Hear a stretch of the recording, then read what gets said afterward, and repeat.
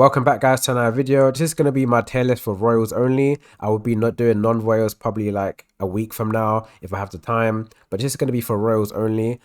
First thing I need to make sure that people understand is that my S tier doesn't mean only damage and DPS, all that type of stuff. My S tier basically means that the character has a good future. By that I mean a character's gonna remain strong or remain good in the meta. Even though the new characters come out, it will still be strong. Example being Eudora. Eudora was going to be one of the strongest DPS, regardless of who comes out, maybe tomorrow, or maybe someone comes out in a few weeks. Eudora will always remain one of the strongest. So that's what my S tier means, and characters that have a better potential of being stronger. For example, Seraphina, she's strong right now, but if she does get a skin, it may push her up to be even more stronger. So those are the things that I'm going to be putting in for S tier, characters with a good future and that they're strong in the meta. And then for D tier is going to be characters like Hallios, where even if the devs give them a few buffs or they've gained a skin from an event, they won't be any better than what they are now. They'll still be a D tier and it's not worth investing into. So that will be my S tier, and that's all my D tier. And then C, B, and A are just going to be like how good they are in certain scenarios and if they're going to be good or bad in the future. That's pretty much it. So yeah, that's going to be what my my tier is going to consist of. And then I'll be doing non-royals maybe like a few days from now or maybe next week, because there's more characters that are non-royals. So yeah, let's start off with the first character. Hallios is going to be the first member on our tier list, and he is one of the worst royals in the game. He has no purpose in any team, even a Doom team. He has no purpose there. He does really well in PvE when it comes to Grace Room for the guild stuff, but apart from that, in PvP there's no reason to use him in PvP. In Ethereals or in Doom, he's not good there. If you want to use him in an Enchanter team, in the Enchanter team, he will still be a bottleneck to your team because he's very slow. Speed is very important in PvP, because if you're fast, that means you can move before the enemy team on defense and attack, which is very nice. Be able to move before the enemy on defense. But with Hallios, he can't move before anyone. And with newer characters coming out now, I think the average speed for a DPS is like 107, 108, 109 now. So Hallios is being very slow compared to non-royals and royals, which makes him quite bad. And because he's a single target unit, as you can see from his ultimate here, it does have a stun in it, which is nice, but a stun can only be applied if he crits, and you know that Doomsdayers never crit, so there's no point of having his stun there. And again, he has another stun in this kit in his runes. His runes also allows him to stun, but however, you have to have a 200 reflect rate, which is doable. It's very doable in Doom. Sadly, it requires you to have a chance of a 25% chance, which is not high because he could die by then. So yeah, overall, yellow runes are okay. His red runes are not worth it because he's already bad. His kit's all one single target. So even if he misses, I mention this all the time, even if he misses his ultimate or his second ability, whatever, he doesn't provide anything for missing. Unlike characters like Karnak, Karnak could miss but provide crit rate to his team, which is very nice. You miss but you still provide. Hallios, he doesn't provide even if he misses, and his two passives aren't really beneficial to the team. One's defense boost that most characters do have, and then his last one is like a very selfish damage reduction for himself. Damage reduction is nice, but it's not that great for his whole kit. So in order for you to use Hallios in a good way, you would probably have to use him in Grace Room for the Doomsday, because he does a lot of single target damage. But apart from that, he's a very useless character, so please do not invest into him. So our next member is basically the PvE god. I call him the PvE god because when it comes to PvE, when it comes to seasonal stuff, he is the reason why most people can do Nightmare and stuff like that. I know Eudora does help, but he is pretty much the PvE god. In PvP though, he does lack in certain things, but overall, he's a great PvP unit. I don't think most people know how strong he is when it comes to actually putting him in a Vow team or putting him in a Doom team. Yes, you can put him in a Doom team, but it requires you to have a lot of strong investments in Doom. But overall, he's a solid character. He's going to have a good future in this game. Him being at 115 speed would mean that he would be faster than mostly all the DPSs, apart from those that have skins like Eudora being at 116. and other characters having skins, but he would have a strong future in this game. As a tank, he does the role as a tank, playing it correctly. He does a lot of damage. His passives are insane. The fact that he can't die until his whole team dies is very useful. That would mean that if you put him in a team that can revive with maybe Phantom or Avengers, he's not going to die until they die, which is very nice. If you put him in teams that have a lot of holy shields or a lot of dodge rate, he's going to survive even more because it takes longer for him to die. In PvE, again, it's the same thing. In PvE, if you have to season, I don't know what it's called, it's like a season shield where if everybody else dies, something like that. So if the front line dies, the back line would die, but he can't die until everyone else dies. Pretty much why I call him the PvE god. So yeah, very strong character. He could be S tier if he does other things, like maybe buffs come around or whatever. But I doubt he's going to be S tier for now. But maybe in the future he could be if like the game does change the mechanics. His other passive is a taunt. Taunt is very useful in PvP unless you're fighting Glorians. Glorians don't care if you taunt them or not because they're immune. But with everybody else, that could be Doomsday, Mystifiers, Avengers, everybody pretty much apart from Glorians. The taunt can be quite useful because it stops them using their ultimate on round 2. Ultimate on round 2 is mainly the reason why people lose or win. And if you can taunt them before round 2, you pretty much are going to win. So a very strong character. And his whole kit is all about hitting every single enemy. Over here you can see that he hits every single enemy, which is very nice. So you can get rid of Holy Shield, and then the slower DPSs can attack the enemies because the Holy Shields are down because he attacked every enemy. So a very strong character. Karnak will be our next member on his tier list. He is a half-breed, he is a support and a DPS. So if you're looking for someone that could do a healing and they can provide damage, he will be one of the best characters to use. His only downside, it would be Protectors. Protectors is one of the worst last synergy in the game, in my personal opinion, with Phantom being quite close to it. But Protector isn't that good, so that's the only bad thing he has going for him. Another bad thing that it's not as bad, but it's becoming bad, is his speed. 106 is kind of slowed nowadays. In the past, 106 used to be amazing. Like 106 DPS, you was quite happy because most DPS were like 105. But now, as more characters come out, they're becoming 107, 108, 109, or even higher. So Karnak is kind of falling off with the speed. If more characters come out, they're going to be faster than him, which is kind of sad because they can kill him by the time he actually provides his assistant with the ultimate, giving crit boost, which again, he needs to give crit boost to his team to allow them to do more damage. If he can't provide that, he's going to be falling off in the meta. So Karnak is a strong character in PvE, especially PvE is strong over there, and in PvP is a strong character. The best part about his kit is mainly the runes and the passive. As you can see here, he has Bind. Bind is one of the strongest PvP mechanics in the game. The fact that you can stop an enemy from playing the game pretty much is a very strong thing to have in PvP, but most people have bind removal in their team, so it's situational, but if you do get it off, it's going to be quite cancerous for the enemy team.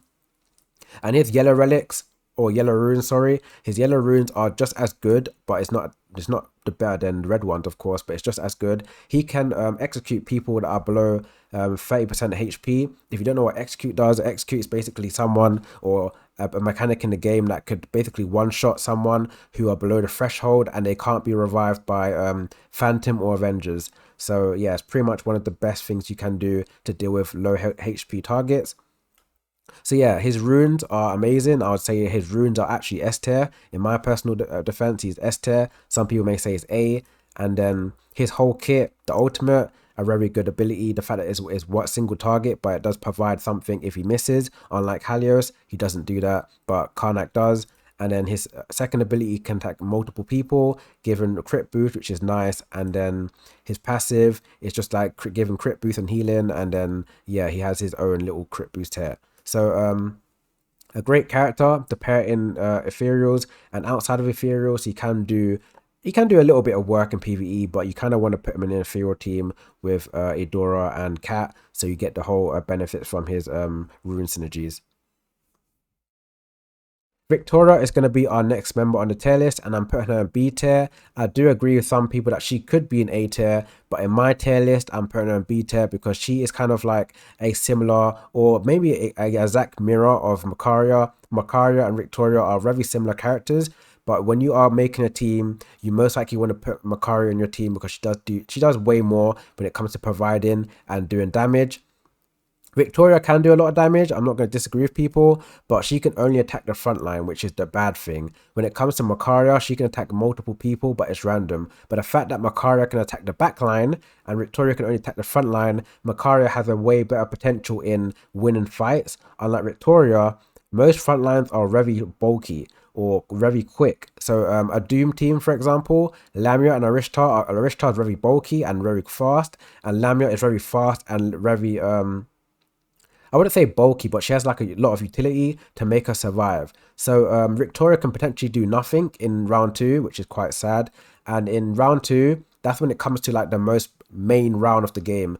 If you get kills on round 2, that could potentially make you win the fight. You may get a Blaze of Chaos off in time. You may get your any relic off in time and may save you the game. Again, Victoria can only kill 2 people, so she's not going to be getting more than 10%, no, not 10%, sorry, 10 flame, because you get 5 per kill. She can only get 2. Macaria could get 3, which is, again, why Macaria is better. And another reason with Victoria, most front lines are very fast, so if they move before Victoria, it doesn't really matter if Victoria kills them in round 2 because they've already killed you or maybe done a lot of damage to your team, and it doesn't really stop the fact that she is a very fast unit, if that made any sense. So like Lamia, for example, she's 108. If Victoria moves after Lamia's already done damage to your team. So if she dies, it doesn't really matter because she's already done her job.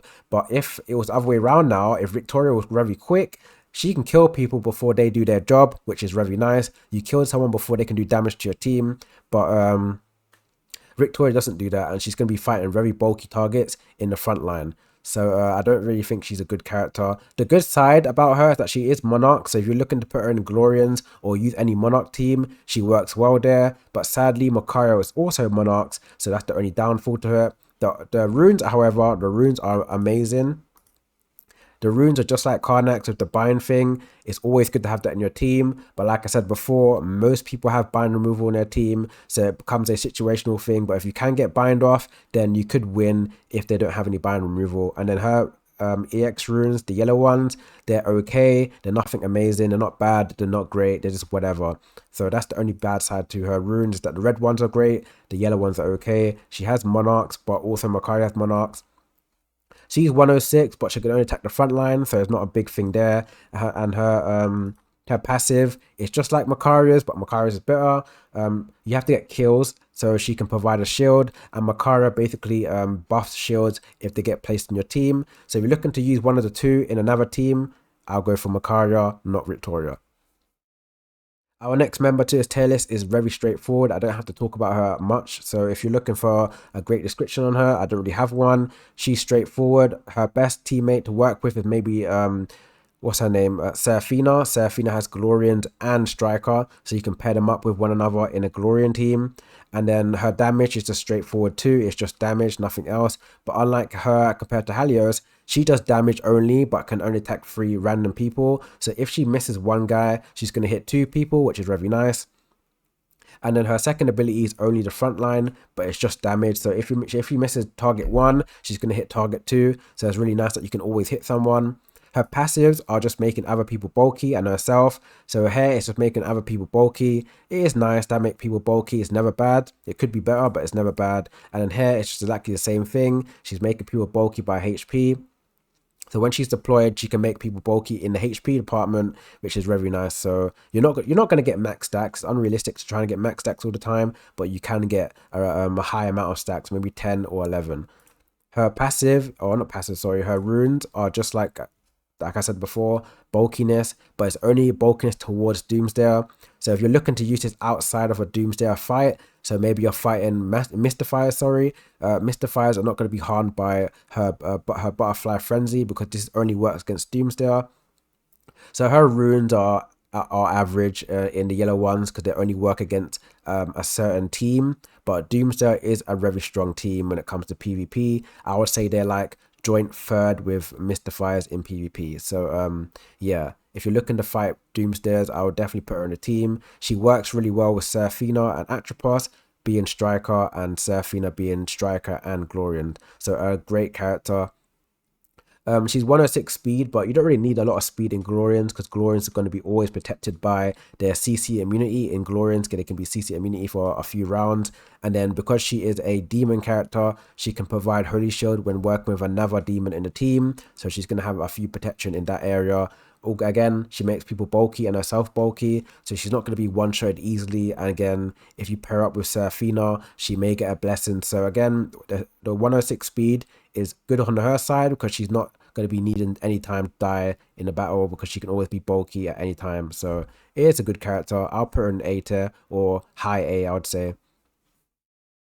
Our next member is the best character in the game. If you're new to the game, I advise you to listen to this topic because it's going to be something that you need to listen to. She is a character where she has unlimited potential. She can never be bad in the future because any other character coming out is not going to be as strong as Eudora because Eudora was kind of like a mistake in the game. They made her, but they made her way too strong. And because they're not going to nerf her, we know they're not going to nerf her because she's basically the money house of the game. They make a lot of money from Eudora, so they're not going to nerf her. And they're not going to make her free to play because she's too strong for free to play. So if you're new or you're an end game player, please invest into Eudora because Eudora will be a good investment. And her skin, again, most people don't like buying skins, but I think Eudora's skin is the only worth it skin in the game, allowing her to get more speed and more damage. I know it's only 10%, but 10% would scale up to a lot of damage when she can ult multiple times. I'll get into that in a minute. And the 10 speed is very important because she is a 106 unit, like I mentioned before. But if you have 10 speed more, it puts her at 116. 116 means she can be faster than most tanks in the game. Like I mentioned before with the last tank in this tier list, he was 115, she's 116 with the skin. So you can potentially move before a lot of tanks in the game, making her have tank speed, which is insanely strong. And then she has 10% more damage, but she can ult multiple times in the runes right here. She can ult every single round, and she can ult twice on ultimate rounds. So ultimate rounds are like round 2, where we all know everybody's going to have their ultimate up and ready. But outside of those ultimate rounds, like round 1, round 3, and round 5, these are non-ultimate rounds. You can ult on these rounds again, and then when it comes to ultimate round, you can ult twice. So a very strong rune she has. If you're looking to buy red runes, you want to get Eudora's one first because Eudora's one's the best in the game. I would say, in my personal defense, I do think Eudora's red runes are the best in PvP and PvE, and then her yellow runes are basically similar to the red runes, but there is a chance to it. It's a 33% chance to cast the ultimate again, but the red runes allow you to do it 100% of the time. So of course you want to have the red ones over the yellow. And then you pretty much want to make her full DPS so she gets the 40% attack chance. And yeah, she can be good in she can be good in Ethereals and she can be good in Enchanter, because Enchanter basically means that if you have 5 or 4, every time you attack the enemy, you have a chance to confuse them, and she can attack the enemy 10 times. If you have the runes, she can attack them 20 times. So in round 2, she can basically attack 20 times. Well, not attack 20 times. She can apply an attack 20 times on random enemies so they can be confused. So definitely a strong enchanter character and one of the best characters in the game when it comes to investment. By her skin, by the red runes, whatever, she's going to be a strong character. So definitely an S tier character and unlimited potential. Also, I forgot to mention that Eudora can come back alive during her passive. So when she takes damage and dies, she can come back alive instantly. The reason why she's S tier. But we're going to be talking about Seraphina now. Seraphina is also a character that's going to be in the S tier category with Eudora. Some people may say she's A tier, but I'm going to say this right now. She is on the lower end of S tier. She isn't as high as Eudora. Eudora is basically on the throne of S tier. But Seraphina is basically on the lower end of S tier. Kind of near A, but not in A. So what makes her on the lower end of S tier? Well, she is part of a Glorian team. Glorians basically run the game. If you have a Glorian team, Seraphina is going to be a good addition, given a lot of assistance with her utility and given healing to make you a very annoying team to deal with when fighting against shield, because then you have to go through the shield to then kill the person. But with Seraphina being able to heal, the shield is going to be annoying, and then you're going to deal with a healer, making it even more annoying. But that isn't the only thing why she's in S tier. Her speed is very fast. She is a 126 character. She could be a 136 with the summer skin. If you don't know that she may get a summer skin coming out. So her putting out 136, even though it's overkill, we don't know what comes in the future. Like I mentioned before, my S tier is basically about the future and the current time. So she's strong right now, but her future potential can be even more higher because she could get a skin. We don't know what comes in the future, but maybe a character being at 136 may be a big change. We don't know yet, but the fact that she is getting a skin puts her up there. Another reason why she's on the S tier is that she has a Holy Shield mechanic in her kit. If you don't know what Holy Shield does, Holy Shield is basically a mechanic in the game that could prevent a character from taking damage only, but it's per stack. So if you get hit once, you're going to lose 1 stack of Holy Shield, but you're not going to be taking any damage. That's what Holy Shield does. But Blessing is a better version of Holy Shield. So what I just explained is now going to be advanced to Blessing. Blessing is exactly the same thing. So if you get hit, you're going to take 0 damage, but you're going to lose 1 stack pretty much, right?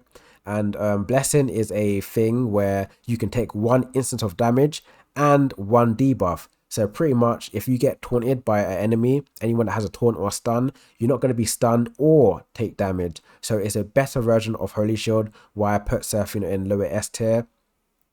And she can provide this at any moment of the game. Holy Shield can only be provided in certain times, maybe Blaze of Chaos or a character could provide it. However, you could counter these like Lachesis. Lachesis can counter Holy Shields by removing it on round 2. Or maybe you can attack multiple times and get rid of the Holy Shield like Naui. Or maybe there's newer characters coming out that can steal Holy Shield. So there's a new character in Glorians that can steal Holy Shield. So yeah, as you can see, there's many ways to stop Holy Shields now, but Blessing cannot be stopped. You can't taunt it because she's going to be part of a Glorian team. Glorians are CC immunity, so you can't really stop Seraphina doing what she does. You can't stun it because it only applies when she's alive. So you can't really stop Seraphina from doing it because it's part of a passive. You can't silence her because she's part of a Glorian team, and you can't silence passives anyway. So even outside of a Glorian team, you can't stop it. So is there any counterplay to Seraphina's Blessing? No, the only counterplay is to kill her, and she's going to be very hard to kill because she's a very fast unit with other things that can make her survive, and she is part of a Glorian team. Glorian team has a lot of monarchs, so you can't really one-shot her. So if you don't have a Naui, a Nyx, or Eudora, Seraphina is going to be in the battlefield for a very long time. So that's another reason why she's in lower S tier. That's not all. Her runes are not the red ones. Let's not talk about the red ones, just the yellow ones. The yellow ones have Ignore Shield. Barely any character has this in the game. It's a unique thing that only 2 characters have. I think her and Bastet, but Bastet is like not the same. Bastet, it only applies it to 1 enemy or 1 teammate, and that's going to be the one with the highest attack. Seraphina can apply it to a whole team, which is just very annoying to deal with, because then if you're using it against another Glorian team that have twins, you can bypass twins ultimate, because twins basically applies the ultimate that gives shield. You can bypass that. And if you're playing against a Mystifier team, we all know that Talos has the same thing. He applies a shield on round 2. Seraphina can ignore that. So these characters are applying the ultimate that has no relevance to the battle. So yeah, that's one of the reasons why she's in S tier. And anybody has access to yellow runes, because yellow runes require you to play the game. Maybe in a month's time you can get her runes. If you grind the best you can get these runes in a month. So it's good for anybody, free to play, whales, end game, mid game, anybody can get these. So yeah, it doesn't really require you to get red runes for her to be a very strong area. So yeah, that's pretty much it. And she has strong healing too. So when you pair her up with like someone like Kath from Mystifiers, you can put her with Knight's Edge, the relic, and when you heal more people, they can do more damage based off Knight's Edge. If you overheal somebody, again, Seraphina has huge healing in the ultimate, they will be able to do more damage with Knight's Edge. So yeah, there's many things that can make Seraphina in S tier. It's just how you use her. But in my personal defense, I do think she has a strong future in this game, and she is very strong in PvP and PvE. So yeah, she's definitely on the lower end of S tier. So our next character to this tier list is a unique character, but her future could fall off at any moment. So why do I say her future can drop off at any moment? she basically gets more damage off her speed and basically works around speed. But her speed is 110. Again, that's amazing speed for a DPS. One of the faster ends of DPS without a skin. She is very quick. I don't think she'll be receiving a skin anytime soon. The reason why I have to talk about skins is because skins are like speed related, and I don't think she's going to be receiving a skin anytime soon, which would mean if more characters come out in the future without skins, you know that they're going to be kind of faster than 110. As you can see, gradually more people are becoming faster and faster and faster, and then they're kind of going to be pumping out skins in the summer event and the Halloween event. So most people could be faster than her, like in maybe Nyx. Nyx's bad side is that she's getting slower, pretty much getting old, right? But if Nyx was to receive a skin per night at 115, she will have a better fight against this character, because this character will not be able to kill her and benefit from her by basically earning a shield from her being faster. But again, she can't be faster because Nyx will have a shield. So yeah, this character is basically fighting people that are slower than her. And yeah, the backline, as you can see from the ultimate, the backline is going to be very slow. We already know that most DPSs in this game are like 107, 108, 109. So currently it's strong, but in the future I do see it falling off. And like I mentioned about Hallios before, her ultimate doesn't provide anything. So if she misses, she doesn't really provide that much, right? Her runes are selfish. She only gets a holy shield if she attacks someone slower than her. So if she misses, she may get a holy shield depending who she attacks. But in the future, most people can be faster than her. Her second ability is, I think it's kind of better than the first one because it doesn't really miss. You can attack 3 people, but you still benefit. Her passive is nice. She can make people more stronger based on her speed. That is very nice, but it only works in Glorians. And not Glorians, sorry, in Ethereals. My bad, it works in Ethereals, not Glorians. And another passive basically makes her team more bulky against magical damage.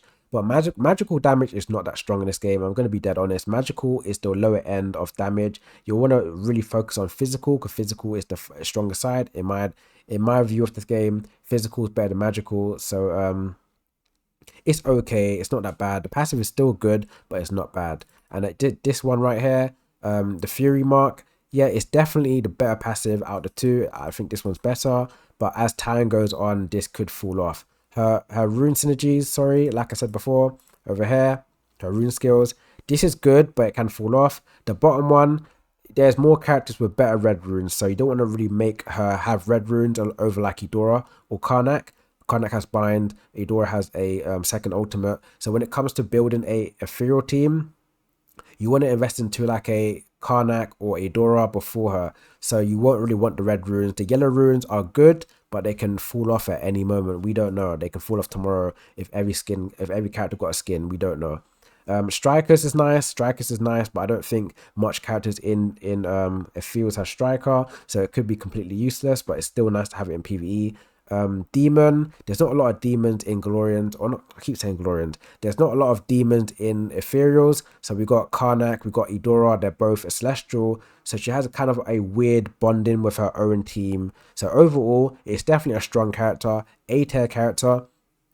She's not B tier. I don't think she will ever be B tier, but I don't think she will ever be on the high end of A tier. In my personal opinion, she's not going to be there for now. But if she does receive a skin, she will definitely fly up there in the A tier. She will definitely fly up on the A tier. But I don't think she's ever going to get a skin. Maybe in Halloween, but I don't think she's going to receive one. But yeah, it's never bad to invest in this character. So do not be scared to invest into her because she's not a terrible character.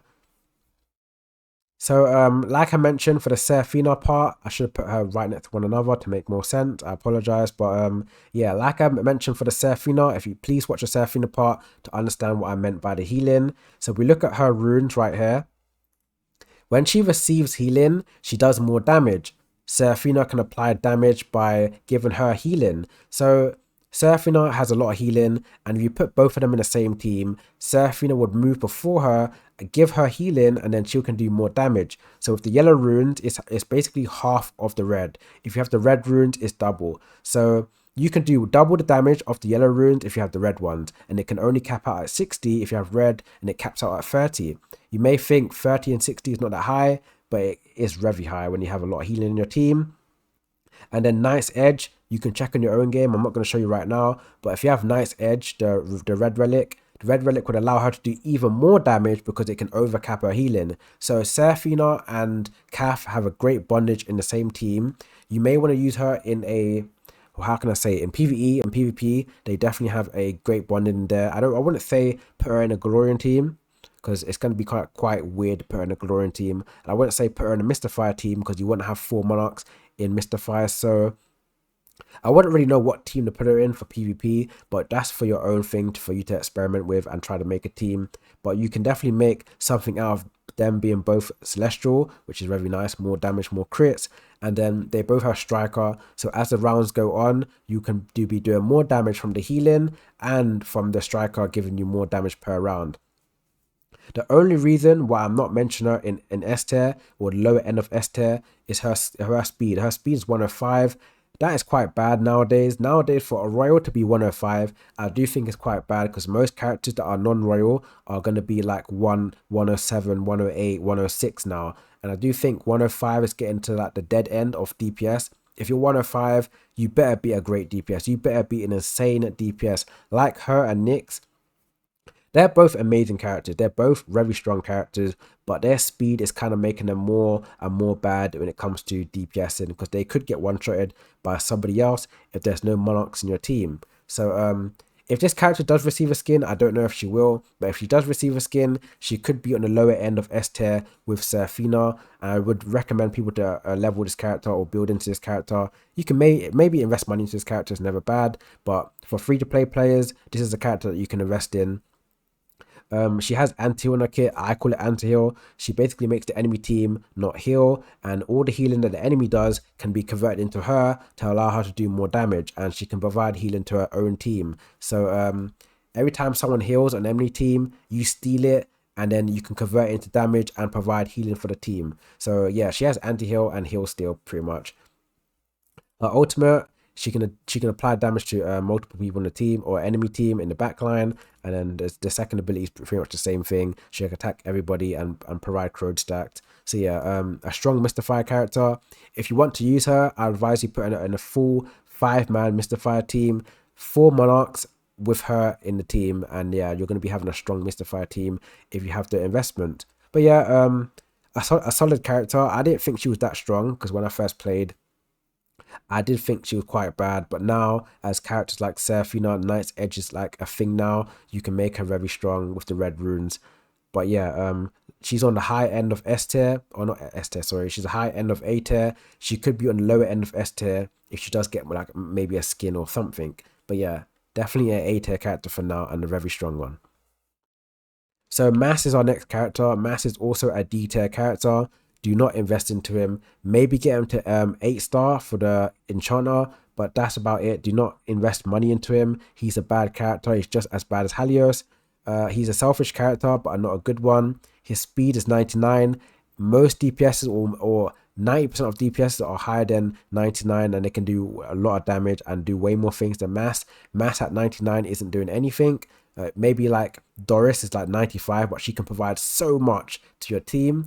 Unlike Mass, he's 99 and provides nothing. So yeah, that's really why he's bad. His runes, yellow and red, they're basically the same thing, but the yellow one is just triple the amount. The red one's just triple the amount of the yellow one. Both given healing. Healing is nice. Yes, we do know that healing is nice, but Karnak can already do that in an ethereal team. They're both ethereal. Karnak can already heal, so you don't really need that. His first passive is increasing his crit rate by 20%. He's an ethereal character, so when you place him in an ethereal team, he's going to get 25 crit rate already. So again, you don't need extra crit, because he's going to have a lot of crit in his team. Celestials like Karnak and Eudora, they're both celestial, that can also provide, I think, 15% crit rate. So you got crit rate over there. Cat and Karnak can provide crit rate. You know, like I said before, Karnak can crit, or not crit, sorry. Karnak can ultimate and provide crit rate to his team. So there's many ways to increase crit rate on a ethereal team. So I don't think you need a full passive to give you just crit rate.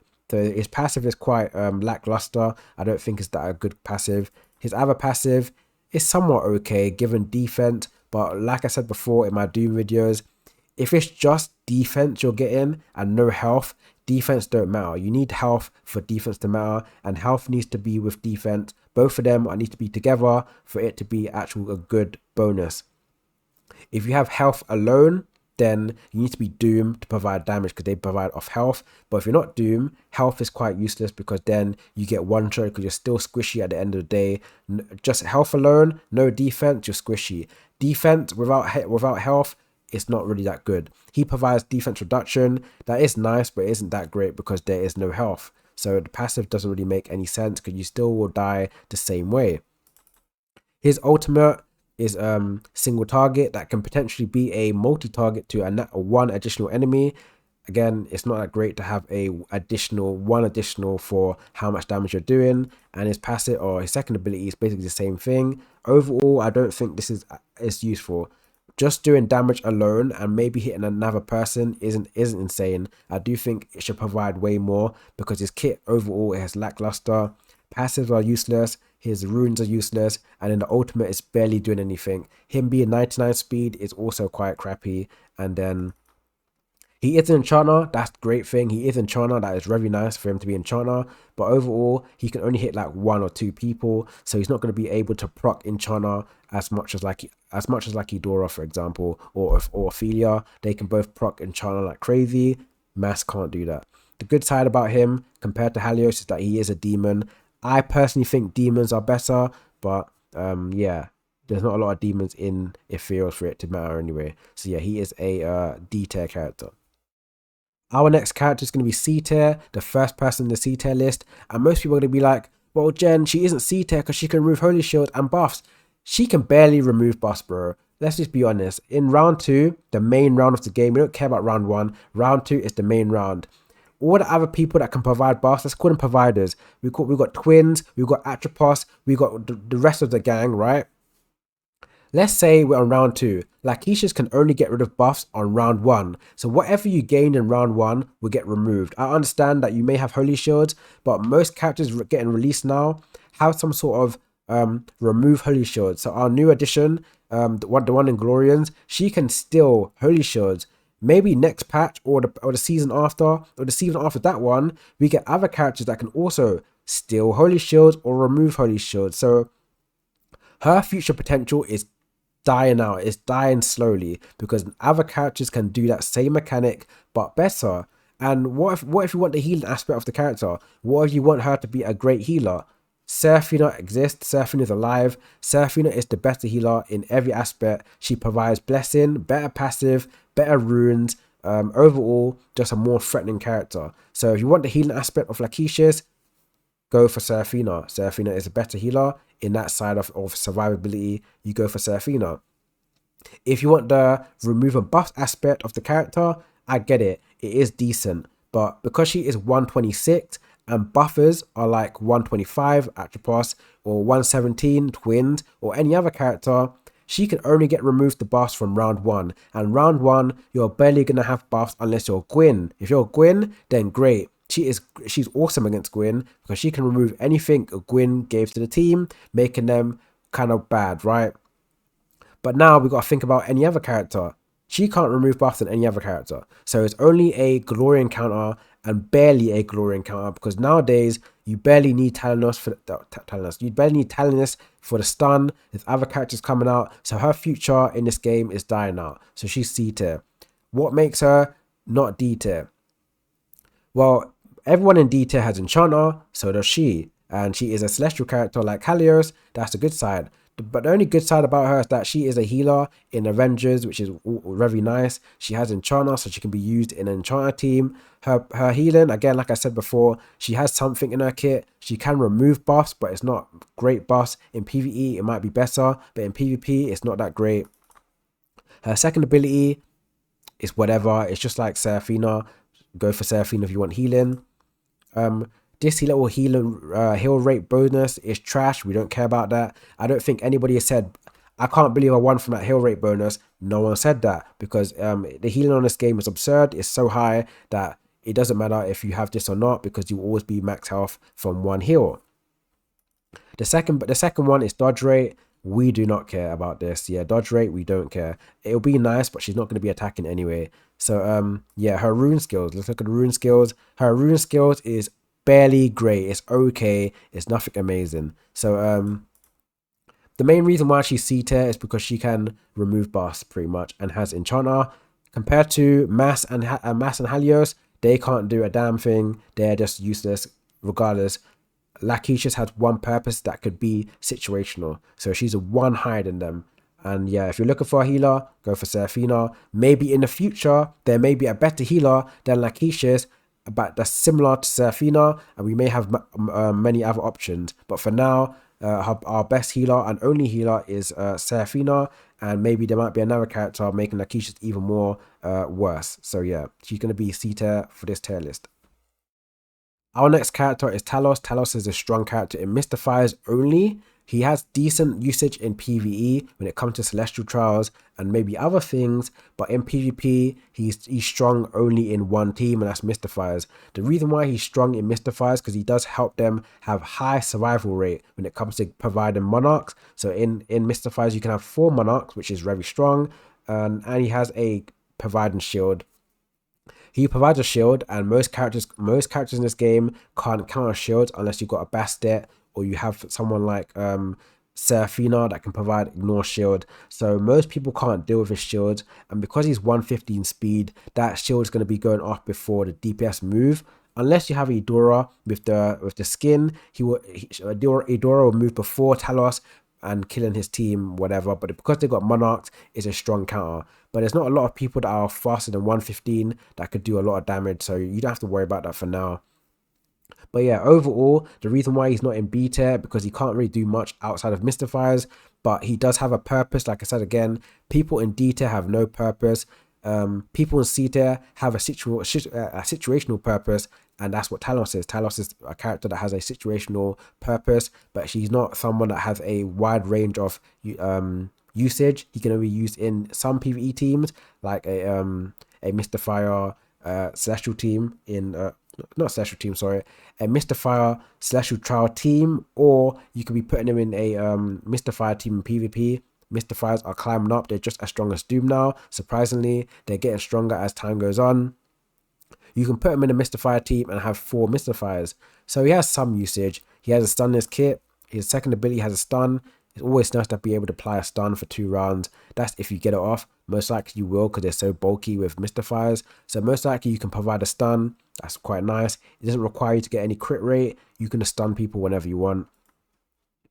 And then his rune skills are just something that provides more shield if you get more stacks on crowd stacks. So yeah, you can increase your shield, but it doesn't really matter about this. This doesn't really have a purpose in the game because again, Seraphina is a character that can ignore shields, and if you do fight another Glorian team, this whole little rune skill is just out the window. His bottom one down here is very strong though. If you want to get his red runes, I know most people are not going to have his red runes, but his red runes are quite strong. His yellow runes are okay, but if you play against people like Seraphina or Bastet, for example, this is going to be out the window. So it's okay. His red runes are way better, quite strong, and his whole kit is I would say it's average for a Mystifier team. Mystifier teams are becoming way more stronger, but it's not a bad kit. He's celestial, so he can work with quite a few people in Mystifiers, and he's Monarchs. We can pretty much work with the whole Monarch royal team except for Calf. But yeah, a decent character. So Guinn is a weird one. I don't know where to put Guinn. I'm going to be honest. I don't know where to put him. He's not really C tier, but he's not really B tier. Guinn is a strong character in Glorians. He does provide stacks. He does help people like the mermaid. I forgot the mermaid's name. The mermaid and Talanis, they do stun based off their stacks, and Guinn is like the master of stacks. He can provide a team with like crazy stacks, which is very nice to have. His speed is very bad, 198. That's insanely slow. But the benefits he can do while being slow is huge. He can benefit by giving people stacks so they can be stronger. So again, he might be slow, but he's very useful. The Protector is another reason why he's not kind of in B tier. He is in B tier, but Protector is quite, it sucks really. We know that Protector isn't that great. It's not one of the better third synergies. It's kind of one of the worst third synergies. If he was like Striker or Monarchs, then he would definitely for sure be a B, but I don't really know where to put him. Protectors is bad, his speed's bad, but he does benefit people while being a slow character. He gives people attack boost. He makes himself stronger too because he can also give himself stacks. He's a single target ability damage dealer that works with lifesteal. So the lifesteal is nice. His runes, I don't. I've never seen his runes actually work. I'm being dead honest. I've never seen anyone get 5 stacks for 80 stacks. I've never seen this actually be a thing. Maybe I'm blind. Maybe I haven't seen people use Guinn properly, but I've never seen this actually pop off. So I don't know if that the stacks are too high, or I don't know if people do it and I don't realize it. But whatever. Anyway, we don't really care that much. I don't think his life imprisonment is as strong as it looks. I don't think he's going to ever get 5 stacks of holy shields. Maybe he does. Maybe I don't see it in time. Maybe I'm blind. I don't see it. But I don't think it's something that goes off all the time and you can see it. I'm not sure. I don't know about Guinn. So I'm going to list Guinn as I don't know. I don't really know where to put him. He is got great usage in PvE and he is strong in PvE in Glorians only. But I wouldn't really know where to rank him in part of C and B. He's definitely in between both of those. A lot of people put him in C tier, a lot of people put him in B tier. So I'm unsure where to put him. But for now, I'm going to be nice because the people in C tier aren't as bad as him, aren't as good as him. So I'm going to be putting him in low B, alright? He's going to be in low B. I don't really know where to put him. He is Glorians that basically run the game. So that's one benefit he has compared to Lachesis and Talos, that they're both Mystifiers and Avengers, and he is Glorian. So I don't really know where to put him, but I'm putting him in beta. Dullahan is our next character. He is going to be a C tier character, but with the skin, he's B tier, but barely anyone has the skin. I'm being dead on if you guys. With the skin, he's definitely B tier because he can taunt people like Atropos, maybe twins, they're like slower than him, or Atropos and the skin for Dullahan are both 125. So if you're on the attacking side, you can perhaps stun, or not stun, so you can perhaps taunt Atropos before she moves. Atropos is a very strong character that provides a lot of attack. If you taunt her in time, their team's going to be weakened by a lot. So there is a chance of that happening. But barely anybody has the skin, so we're not going to include the skin in this tier list. But if he does have the skin, he's going to be B tier for sure. With the skin, he's B tier. Without the skin, he's C tier. 115 speed has a great future in this game because most DPSs are like around 17, 18, 19, maybe 110, or not 110, sorry. 110, sorry. Yeah, 110 or maybe 111 or 15, whatever. If they have skins, without skins, they're going to be at 110 or below. So he has a great future in this game with the speed, with the skin. Like again, if he has a skin, he's going to be at a support level. His kit, he can taunt up to 3 units on an enemy team for two rounds, which is very nice. And he can hit every enemy in the enemy team. So when it comes to holy shields, if there's 5 holy shields in the enemy team, you can practically get rid of the holy shield and make your other DPSs attack the enemy team in the Mystifier team. So it's nice that he can move very quickly before anybody else in your team and get rid of the holy shields by attacking or dropping the stacks, I should say. He can drop the stacks and make other DPS have a room to attack. Or maybe he can stop the enemy team from attacking your team by applying a taunt on them with 25% chance. So it's definitely a strong ultimate. His second ability is a ability that provides a shield, but only for himself, which gives him survivability, and it does a lot of physical damage to 3 random enemies. I wouldn't say this is great. It does increase damage to corrode stacks, but they do so much damage anyway that I don't think this is going to apply as much. I know it does a lot of damage to have more corrode stacks, but overall they do way too much damage anyway with corrode stacks, so I don't think it's going to be a huge bonus, but it is very nice to have more stacks. His other passive is whatever. He does more damage, but you have to have him at rank 12, I think. So most people don't have Dullahan at rank 12 or star 12, whatever. But if you do have him at star 12, you're going to get more damage for your cure rate. So that's quite nice. His rune skills are okay. I wouldn't say, or whatever you want to call these. His rune skills are okay. I don't think they're amazing. I think they're average. I don't know how great they are. He does heal people, so I don't know how good that healing is in Mystifiers, because Mystifiers already have healing in their kit or whatever it is. If you have 4 or 5 Mystifiers, then you can heal every single round. So I don't know how much healing this is going to provide if they already can heal already. So Those that do have this rune, the runes, let me know. I don't know how strong the healing is because they have a lot of healing anyway. I don't really think you see a difference with these, but again, he does have decent. I'll call it decent because he can heal. But if it was on a team that can't heal, it will be huge. But Mr. Fires can already heal a lot anyway. They can heal a huge ton. So I don't think this is quite useful. With Cath, if like I said before, Cath can still healing for enemy teams and provide it to our own team. So that's another reason why I don't really think having more healing in their team is a good thing, because they can already heal from multiple sources. Maybe Cath or Mr. Fire's rune synergy anyway. So yeah, I wouldn't really think it's a great thing. Aiushtha is our next character on this tier list. She's going to be a mid B tier. She isn't on the lower end or she isn't on the high end. She's in the mid tier. Her future potential is very high in this game because she has the skin, making her the fastest unit in the game at 136. There's no other character that can be at 136. It's only her at this time. Maybe Seraphina is going to be also a character joining her at 136. Maybe in the future, they may add a mechanic where being over 130 or being 136 is going to be a huge difference in your team. But for now, she's going to be in B tier because that speed doesn't actually matter. But maybe in the future, there's potential for her to have that high speed for some type of useful thing in the game. But for now, it's not that useful. She is good in 2 teams or potentially 3. She's very good in Doom, of course. And she's decent in a Enchanter team, applying the confusion rate to increase to 3 rounds.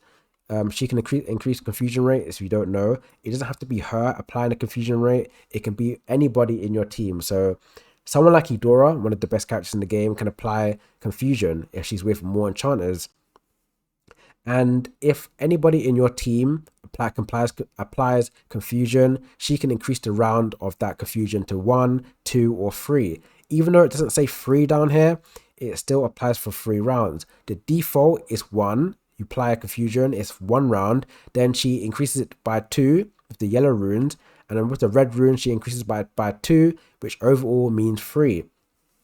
If you don't know what confusion is a debuff to the enemy team that will make them either attack you and do whatever they need to do normally, or they'll attack themselves and potentially kill one another. So it's a very strong aspect in your team to have, because you can make a fast or strong unit do completely nothing, or it can make the enemy team just move and kill you. So there's a 50-50 right there. You can make them do nothing, and you can make them kill themselves, or you can make them attack you and just act like nothing happened. So it is a very strong mechanic in the game, but it is an RNG aspect to it. So it's okay, not amazing.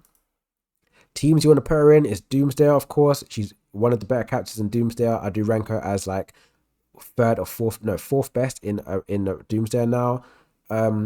If you want to use an Enchanter team, it's okay. The downside of her in being in an Enchanter team is a downside. The downside is you won't have 5 Enchanters. Sadly, I do think she should be an Enchanter, but she isn't. But there isn't going to be 5 Enchanters. 5 Enchanters is way more important, so it's going to be quite odd to put her in your team. And then she could also be used in an Avenger team with characters like Janna. They can both work well together, being both demons, both phantoms. There is room for her to be in an Avenger team. I've seen it before. I've seen it work in a Phantom team before. Our Avenger team is quite good. But maybe some people want to have 5 Avengers for that extra buffs on their team. So her little utility being used in other teams is quite weird. But overall, her potential in this game is very good. Her being at 136 with the skin, her being able to work in other teams, and her being able to work with some of the strongest characters in the game, like Eudora in the Enchanter team. So she does have a weird spot in this game, unfortunately, but she can be a very strong character at any moment. It's just not now. So Arkdina is going to be C tier, lower C tier in my tier list. I do think her little presence in the game is awkward. She can be decent, but she can be one of the worst characters in the game. So the reason why I say she can be awkward is because her kit is basically back to front, right? Her second ability applies an attack boost on round 3, but then the people that earn the attack boost can only get on round 4. Round 4 is not the ultimate stage, it's a basic attack stage, just like round 1, round 1 and round 4 are the same round, right? People are going to be dead by then. Round 2, round 3 just went. Surely someone's going to die. So this attack boost is going to be applied to a select amount of people, maybe Janna. Then round 5 comes along, everybody ults again and then does damage. but I don't understand why her being a half-breed at DPS and attack, but being an awkward support. She applies this attack boost on the wrong round. If this attack boost was part of her ultimate, then on round 3, the second wave of doing abilities, they will have a stronger kit because she's applied attack boost on round 2. So DPSs would have a more damage kit on round 3 because they've got attack boost. But unfortunately, Arkdina's the opposite. She applies a buff on round 3 and then they get on round 4. The reason why I say they get on round 4 is because she is the slowest unit on the game, unfortunately. So she's going to apply this buff on round 4, and that's when most people are dead, or it's not going to be useful for most characters. So it's quite weird in that area. Yeah, that's pretty much it. And her ultimate, or not so ultimate, her passive is just a heal. The heal doesn't actually matter that much because it's not something that you can see like crazy. 10% is okay. It's nothing huge because they have a bunch of healing in their kit anyway. They die, come back alive. They get health. They got Lachesis. They got Persephone. They got other sorts of healing. So yeah, her passive is okay. It's like Guinn but worse. You know, Guinn provides way more. He provides attack every single round. If someone gets attacked in their team, she provides a limited heal per round. So it's not that great. Then her second passive is just damage increase. Her ultimate does look strong, 450. It looks crazy strong, but in reality, it's not that strong, unfortunately. But it looks crazy strong. You look at that and you think, wow, she's gonna do crazy damage, but it's not that much damage. Yeah, she is Enchanter that can hit every single enemy, which is quite nice, but she's barely going to be able to be doing that. So if you're going to use an Enchanter team, I doubt you're using Arkdina. If Arkdina did get a skin, putting out 107, then maybe she would be quite good in the Enchanter team, but I don't think you want to use her in an Enchanter team because she's way too slow. The demon aspect of her, she can work with Janna, so that's quite nice, giving your team a holy shield, and she's an Avenger, so she can work well with Janna. Her runes are okay. She can come back alive multiple times, but I don't think that's huge because the only person that you care about coming back alive is either Selene or Janna. Those are the only people that you care to survive. And the new Avenger that came out, every time someone dies, she can ult. That character's quite bad, but at least Arkdina kind of helps her in that area because she can come back alive and die multiple times. So at least they get more deaths for them to ult more. So it's okay. Her red runes are very strong though. Her red runes are, I'll say they're not the best in the game, but they are very strong in PvP and PvE. But sadly, most people are not going to have the red runes. But if you're lucky enough to have the red runes, that's great. You're going to be doing a crazy damage with this little plague business. But I don't think it's going to be useful in most people's teams because most people don't have Arkdina's red runes. They have the yellow, not the red. But if you have the red, then she's going to be a tiny bit stronger than most people's Arkdina. But I do think Arkdina is a C tier character. Macaria is our next character on the tier list. She's going to be a high A tier character.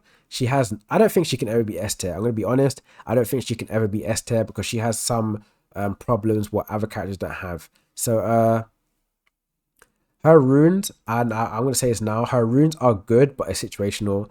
I hate characters that don't have a unlimited potential of their runes. What basically, her runes can only work when you're winning, or maybe losing, whatever. But it can only work at endgame. So when you're having battles going on, her runes do not work at round 1 or maybe round 2, they won't work. Round 3, round 4, they could work. So maybe she might have no runes for the whole battle, which is quite bad. The character that has no runes is basically a waste of time. But for Macaria being Macaria, she has so much pros over cons that it makes up for her not having the runes. So her red runes is like her passive. Her passive is exactly the same. If anybody that applies a shield, she increases their effect by 50, then her red runes will increase it by 50 again, giving her 100% shield effect increase.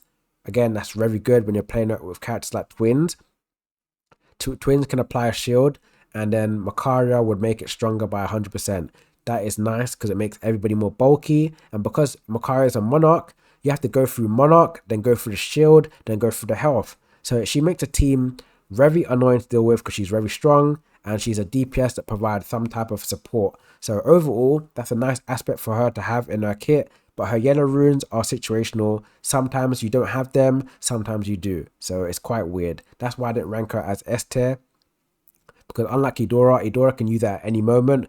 33%, she can use it at any time if you're lucky. And then the red runes make it 100. For her, it's not at any moment. It's when your team has 3 kills. And mainly, you're either dead or winning. So it doesn't really matter if you have it or not.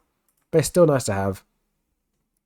Her ultimate is just, again, just like the passive or her rune passive. She ults and she can ult again. It's whatever. She's going to be doing a bunch of damage up to 3 random enemies. And then she can cast it again and attack people if she has the rune skill unlocked when it has 3 deaths on your team or 3 kills. Her second ability is a single target ability that can work against front lines only. I'm pretty sure it's front lines, right? Oh, it's not front lines. Well, every time I fight her, it seems like it's the front line, but maybe I'm wrong. But her second ability is not that bad. She just does damage, whatever, and then applies 2 stacks of attack red. It's okay. I wouldn't say it's bad. She could be better, but it's not bad. I thought it was front line only, but maybe because I only see her attack the front line, that's probably why. Her passive, again, I already read this before. Second passive, just increased damage. Her whole rune synergy, being a demon and a monarch, is basically why she's very high in this tier list. Her being a monarch, again, she can work with good teams, Glorians, or she can work in her own Val team, or work with anyone with monarchs in PvE and PvP. And then demons is nice because she can work with other people that are demons, given a holy shield. Holy shield is very good in PvP, it allows people to take damage or not die.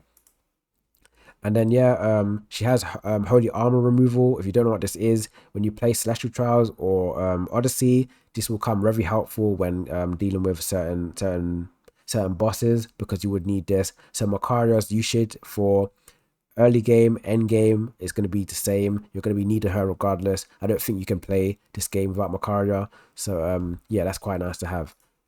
So yeah, overall, she's going to be a high A tier for me. Our next member in this tier list is another enchanter. I do think if you are going to use this character, she works better in an enchanter team than her own team, Glorians. In my personal opinion, I do think she works better in an enchanter team. Pairing up with Eudora and Ophelia, you can make a very good enchanter team because she is very quick. She can attack all enemies. So as you can see here, she can attack all enemies. That's something you want in an enchanter team, someone that can attack all enemies, so you can apply confusion more. Maybe you might apply it to 3 people, you may apply it to 2, you may apply it to, maybe if you're god lucky, you may apply it to 5 people. That's very unlikely, but you could do it. And then her whole kit is about doing damage with her shield and her passive. As you can see here, her shield can detonate and do a bunch of damage, but that requires her to be alive, of course. But before she casts the ultimate, she gets a shield and then she can basically bomb the enemy team. It used to be way higher than this, but they nerfed it on release. So again, if you're going to use her, you got to basically know how her passive works, because that's the main reason why she's strong. I'm not going to be naming her skin in this tier list because her skin is only for a select few people that actually played PvP and actually won in the Colosseum. She can be at 115 speed, which is like tank speed for most people, and she's 1 speed lower than Eudora with the skin. But most people won't have the skin, so I'm not going to name it in the tier list. But even with the skin, I think she'll be a tiny bit higher in the tier list. But again, most people don't have the skin. So yeah, overall, this character is very strong. It can be working in an enchanter team. She can do more damage against front lines, which is very nice because she attacks anybody. She attacks everybody anyway, so she can do more damage to the front line. Her red runes are okay. They're not terrible. You can always get this. I think it's the same like Bella actually, this little red rune thing. But I think this is good in PvE. I'm not sure if it's good in PvP. I'm not going to be saying yet it's insanely good in PvP. I know this is good in PvE, but I don't know how good this is in PvP. So I don't know. But her yellow runes are very strong in PvP and PvE. But yeah, she's a demon enchanter. So if you're looking to make her work well in an enchanter team, you could put her with Ophelia and you'll get 2 demons and 2 enchanters. So this is a good mix. You want to work her in an enchanter team. Like I said before, she can attack every enemy in the enemy team. If you've got the skin, it puts at 115. She could move before most supports. That means you can enchant most supports and make them do absolutely nothing, which is very nice. Or you could put her in a Glorian team and make her Glorian team work. But most of the time, you're going to put a Naui in her team. If you are quite rich or you've got a lot of freedom to spend on Glorians, then you would have to have her at like 8, 9 star for it to actually matter. At 6, 7 star, there's actually no point. In my defense, I think you should use Naui over her if you have her at 6, 7. But around 8, 9, then you can probably put her on your team because you're going to see good results. So yeah, overall, she's a good character. I'm not going to put her as high in this tier list because most people don't have her skin, and I don't know how well she would work outside of a enchanter team. I actually don't know. Maybe I put her like hair. It's kind of, I don't know. Maybe hair. I don't know. She's in between here, but she's definitely she's not low. She's not low May A. She's not really middle. She's like near high, near middle. So she's like hair, roughly. I'll put her like hair. I don't know. I may put her hair actually. I'm not sure where to put her, but she's definitely not low A, that's for sure. Nyx is a character that's fell off. I don't think she's a high A anymore. I do think she's low A. The reason why I say she's low A because her potential to be strong has now been stopped, right? This little weird kit, this one right here, Iron Spirit. If this mechanic starts to rise up and more characters start to get this little mechanic of, I won't die if my team dies, or I won't die if Eudora's not dead, I won't die. Let's say a character like that came along, right? If Eudora doesn't die, I won't die. Or if I'm fighting against Val, I won't die until my team's dead. If that mechanic starts to be a thing, I see it getting put into characters now. Iron Spirit is a thing. The season items, they have it too, the little shield. If this thing starts to be a more normal thing, Nyx would start to lose her position in the game because she can only attack the person in front of her until they're dead. If that guy can never die, or that person can never die, Nyx basically has no future in this game on defense. That would mean that the person in front of her has to die, and if she's on defense, you just put anybody with that threshold thing and they're not going to die. So her future potential is capped right now because that is an annoying thing to have in a game.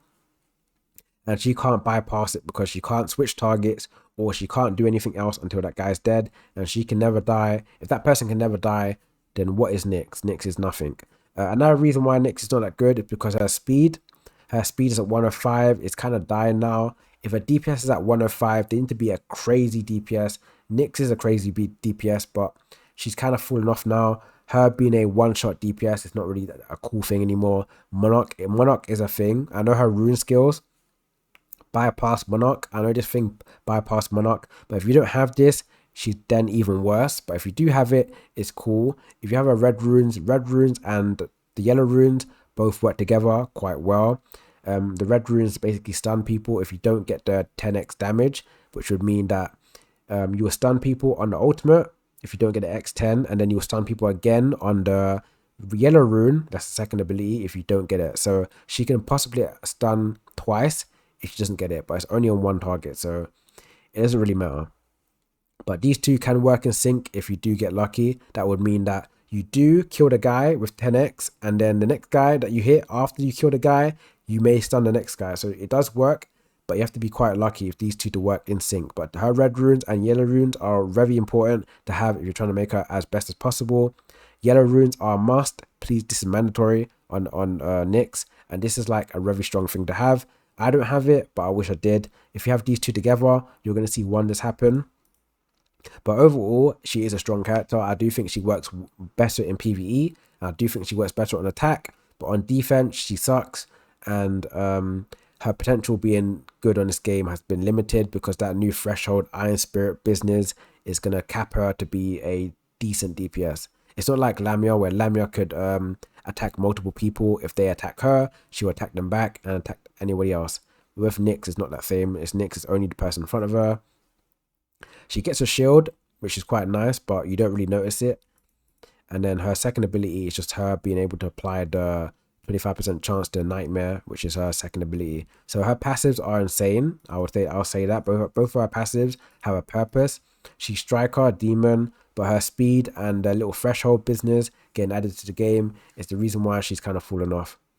So I'm going to put her like low A or mid A actually. Lamia is a character that's also got a future proof. I don't think Lamia can ever be bad. The reason why Lamia can never be bad, if she got a skin, she's going to be at 118, which is very high speed. That speed is incredible for a DPS in the future. As of right now, 108 is still good. The core speed for DPS is like 106, 107, 108. 106 is kind of dying off, but 107, 108 is at the core now for newer characters. The fact that she still has good speed and she was released in October is amazing. She still has a great speed for how old she is. In the future, if she does get a skin in like the next summer event, she may get a skin because she's like a shark, right?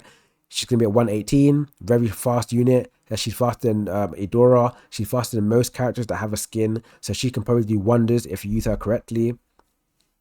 She can also have Link skill. A Link skill is paired up with one of the stronger mechanics in this game, which is Sentry and Blessing. She has Sentry, but in the kit, Blessing and Sentry are the same thing. She can provide herself with Sentry up to 10 times per round. You never ever reach this cap, so don't worry about this. Her cap doesn't actually meet in PvP. In PvE, yes, the cap will matter because then you would attack multiple times and reach the cap per round. But in PvP, this actually doesn't matter, so just ignore the cap. A 30% chance to have in Sentry is huge because this actually approx more. I think it's actually higher than 30%. I'm being dead honest. This seems to be like 40. I think it's like 40%. When I use Lamia, it's definitely not 30. It looks like a 40% chance, but I don't know. I can't see the stats, but it looks like 30%. Sentry is basically Holy Shield. So like I said for Seraphina, if you watch the Seraphina side, Blessing is basically Holy Shield, but an advanced Holy Shield. Sentry is basically Holy Shield, but a better version of Holy Shield. So definitely a good mechanic in her kit. Make her very annoying, very bulky, and that works with this. So both her passive work together. When she procs Sentry, she doesn't take damage. Then she can apply her ultimate again, which is just a weakened version of her ultimate. This one right here. Abyssal Breath would be used again, but it will be weaker than the original one. So it's not as strong as this, but it will be a tiny bit weaker. And then her passive, or rune, her rune skill will make her ultimate even stronger. Again, you don't reach this cap. This cap is unrealistic. You never reach this cap in PvP, so don't worry. But in PvE, you do reach this cap. So yeah, her rune skill is mandatory. Her yellow one, not a red. Don't worry about the red one. Her red one's whatever. I don't think her red one's actually good, actually. I think the red one's quite trash. But the yellow one is mandatory. Please use this. And if you're going to ask me, how do I build a Lamia? Either 2 dodge, 2 reflect. That's the core. 2 dodge, 2 reflect on her runes. Or you run full damage. That's it. There's nothing in between. You could run 4 reflect if you wanted to, but I don't do that. I run either full damage to get the whole usage out of her kit, because her kit's all about doing damage, right? Get the full damage and put her in Doom, it will still work. Put her in Ethereals, it can still work. Or you go 2 reflect, 2 dodge, so you can have high survivability and increase reflect rate on your Doom still. So you can build her 2 ways if you wanted to. Her ultimate, it's just damage pretty much, and then her second ability is just a reflect boost on all your allies on your team. So definitely a good second ability. It should just be damage, in my personal opinion. For how good she is, it should just be damage. But the fact that she can attack the backline and give a free reflect boost on 3 people for 3 stacks is really good. So overall, she's a very good character, and I don't think she can ever die. Maybe in the future she could be one of the best A tier characters if she does get a lot of buffs and skins around her and stuff like that. But for now, I'm going to put her at high A. She's definitely not the best A, but she's definitely a very strong A. So Janna is going to be our next character in the S tier category. I do think that she is in the high S, not the low S like Seraphina. Seraphina's low. Eudora and Janna is going to be on a high tier.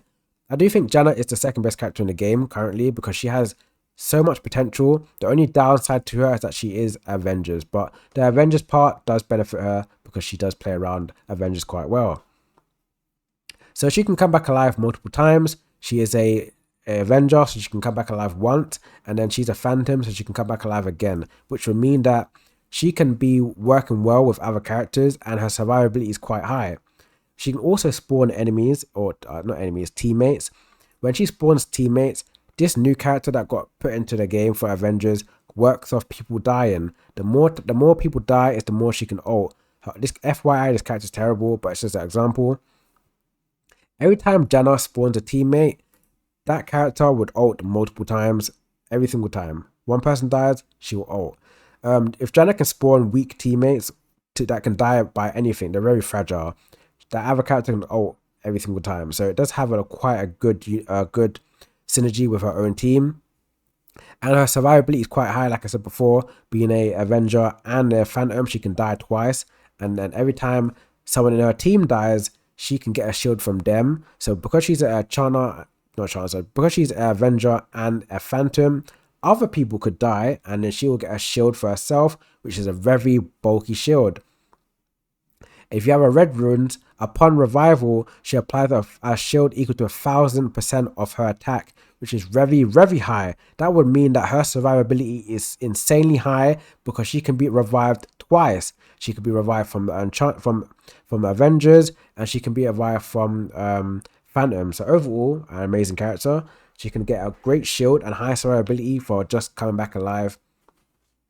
She is a demon after all, so she gets to give her team holy shield if she's paired up with another demon, which there is many demons in Avengers, Arkdina and many others. So not only that she can have holy shield, but there can be many stacks of holy shield, maybe 3 stacks, giving a team high survivability on top of having a healer and come back alive twice. Her speed being at 108 would mean that she is a fast character in today's time. Today's time, average DPS is like 107, 108, maybe get a few 106, but most characters like 107, 108. She's quite old, but she can be fighting in today's time, which would mean that her potential in the future is going to be very good because she can have a skin that will put her at 118. 118 is an incredible speed because then she's going to be faster than Eudora, and any character that can fight Eudora is basically a great character, giving them a good matchup to fight against anyone that has red runes on Eudora. So overall, a solid character. I would definitely invest into her. If you're going into Avengers, invest into her. If you're not going into Avengers, it's not bad to invest into Janna because Janna would always have a time where you may need her in PvP. So I don't know where to put this character. I'm going to be dead honest with you. I'm going to go by what other well said and other good players. Someone like Cookie, for example, he's quite a popular person in this game. He's a whale too, so he should have a great idea of how to use certain characters after using it himself. He did say this character is decent. It's not bad, but it's not great. So I don't know where he would put this character. But from what I've seen, I'll personally put this character in like B tier because I don't think this character is that good compared to other ethereal characters. Maybe like Karnak, Eudora. I don't think she's anywhere like those.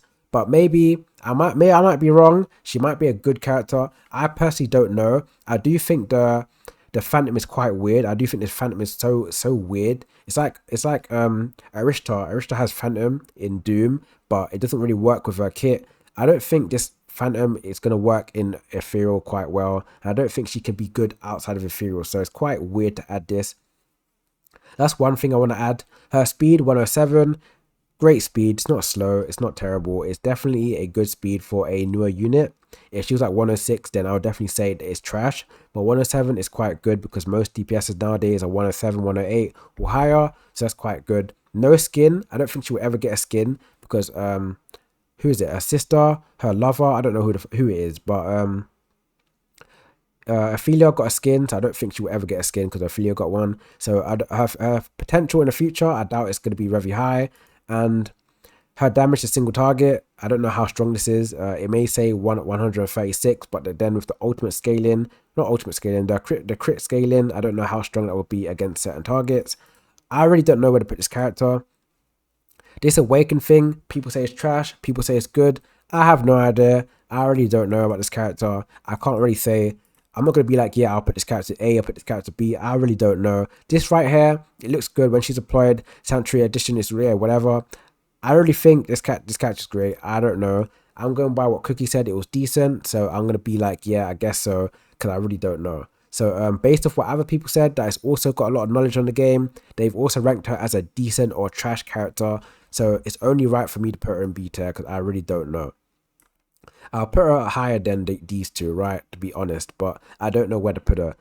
People, if you do know what this character, how strong she is, maybe say it in the comments or let me know in DMs, but I really don't know. So those that want to invest in this character, maybe for the look, go ahead. But if you're looking for performance, I don't know. So it's going to be B tier for me because I really don't know. So I forgot this character existed. This character came out like 2 months ago, maybe 3 months now. I completely forgot this character existed. This character is definitely the second best character in the game. Janna is not the second best character in the game. I take it back. I forgot. This character is the second best character in the game. I think you already know why she's OP. She's Monarch for one. Monarch is with the best third synergy. She's 108 speed, which would mean if she does get a skin, she'll be at 118, and 118 is an incredible speed because that would mean that she faster than every DPS in the game, and she faster than Eudora. So that's something good for her. She can be the fastest DPS in the game, and she can be faster than Eudora, and faster than tanks. So that's a big plus right there. She makes Mystifiers better than what they were, but Mystifiers were terrible at first. But with her in Mystifiers, they definitely have risen up to be a strong team now. So if you're looking to use Mystifiers, this is a mandatory character you have to have. I do think it's a mandatory character anyway. I think every character should have this because this character can work at 6-star. So not only that it can be the fastest character in the game if you just get a skin, she is the best 6-star royal in the game. So if you're looking for a royal like ASAP and you want to find one that could be the less money possible, you could get this character, right? Get this character. She worked at 6-star amazingly, but if you want to invest more, she's not bad to invest in. You can buy this character, invest in this character, and it's not going to go into the void. It's not bad. I say this character peaks at 8-star. At 9 is whatever. At 10 is whatever. Once you get to like 11, 12, then it would matter, but you really want to get to 8-star, so you get the Monarchs, you get the Demon, and then you get the second ability, the second passive. That's really where you want her to be. If you want to go further, you can, but it's not really a waste of money, but you can. Yeah, she's good in PvP, good in PvE. If you want to complete Nightmare on Odyssey, you need her in your team. Monarchs frontline, pair up with the shield guy, and she's going to be very good.